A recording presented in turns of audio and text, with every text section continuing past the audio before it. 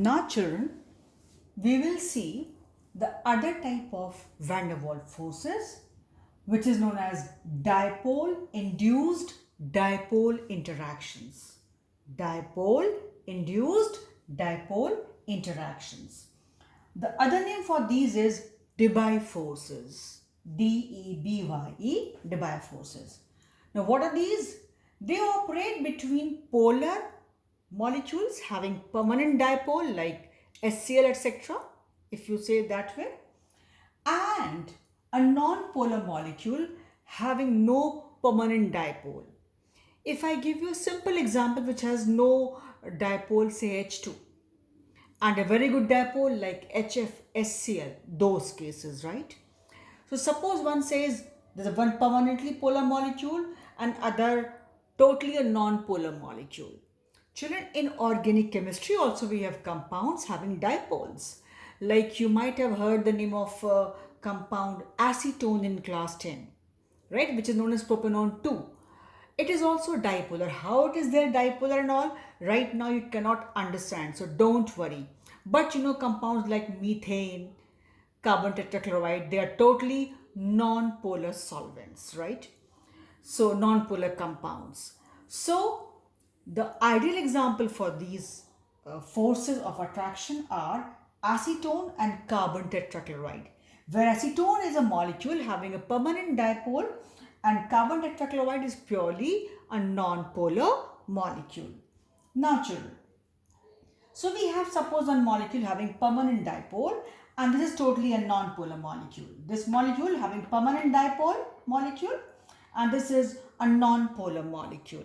So what happens when they come in range such that they can attract each other?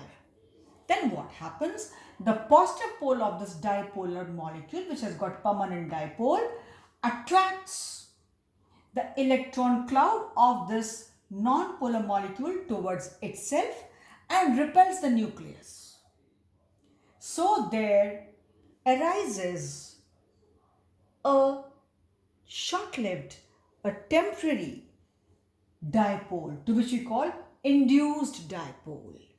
So this is how we have Debye forces. One was polar molecule, other was totally non-polar molecule.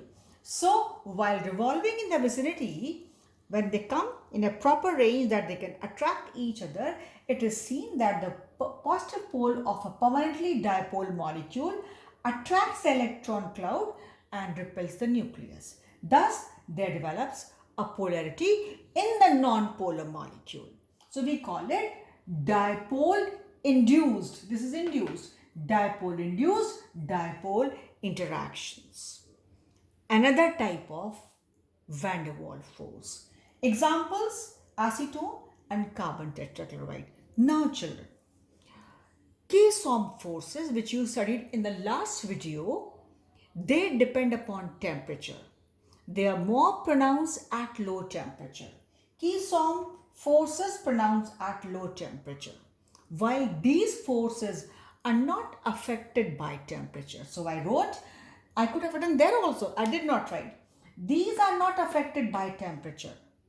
What are these? Debye forces, or call it dipole-induced dipole interactions.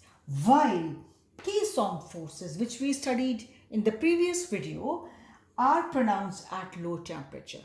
As we increase the temperature, they become weaker and weaker and almost may vanish as well.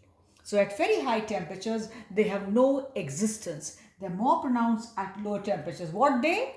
Keystone forces, which was dipole-dipole interaction, like molecules between your HCl, HBr. In the last video we have seen, while these are not affected by temperature. Children, here, don't worry much.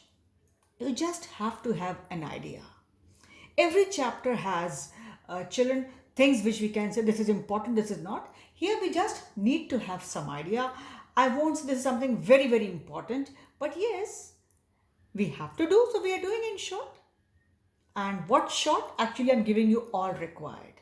Okay, so this is enough for this video and enough details for these Debye forces, or call it dipole-induced dipole interactions. enough. A thing which you need to know. Just have an idea, okay? But not that something very, very important, because in this chapter, many more other important things are to be done. So we are just doing it.